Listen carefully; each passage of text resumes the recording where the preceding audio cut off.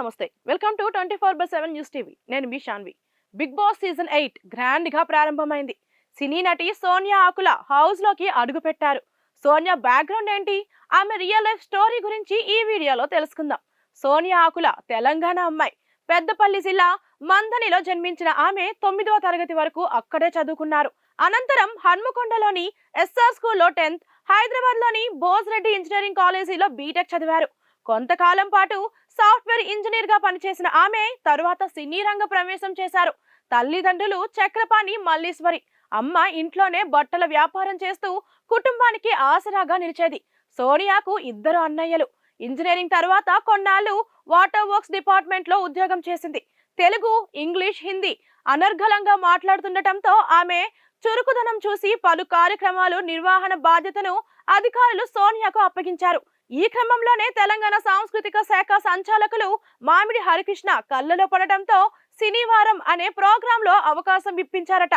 తన screen presentation, చలాకీతనం చూసి సినిమాల్లో నటించమని ప్రోత్సహించారట. ఈ నేపథ్యంలోనే జార్జ్ రెడ్డి సినిమాలో హీరో సిస్టర్ గా నటించి మంచి మార్కులు కొట్టేసింది.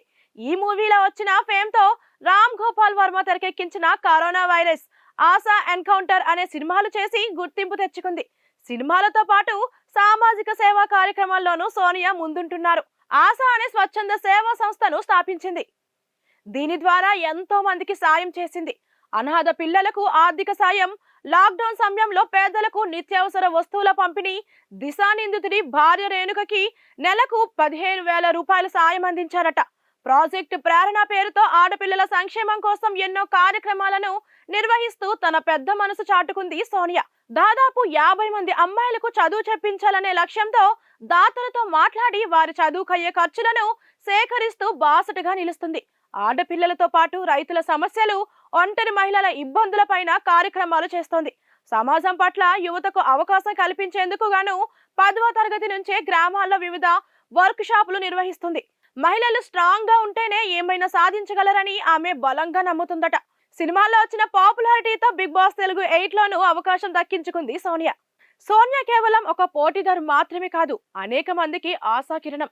బాల కార్మికతను నిర్మూలించడానికి ఆమె చేసిన రెలెంట్లెస్ పోరాటం నుండి మహిళల సాధికారతకు అంకితమైన ఆమె కృషి వరకు సోనియా ఎల్లప్పుడూ ఇతరులను తన కంటే ముందు ఉంచింది.